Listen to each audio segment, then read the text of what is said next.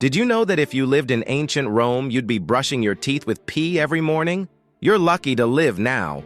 An archaeologist just found out something gross about Romans. They didn't use toothpaste like us. They used human pee to make their teeth white and shiny. But here's the crazy part. Not just any pee would work. The Romans thought Portuguese pee was the best quality. They would buy it and ship it across their whole empire like it was liquid gold. They kept the pee in special clay pots and let it sit for weeks to get stronger. The older and smellier it got, the better they thought it worked. Rich Romans would have pee parties where they'd all use it together to clean their teeth and wash their clothes. Scientists found whole buildings where Romans processed and stored pee for cleaning. What we think is totally disgusting was their luxury item.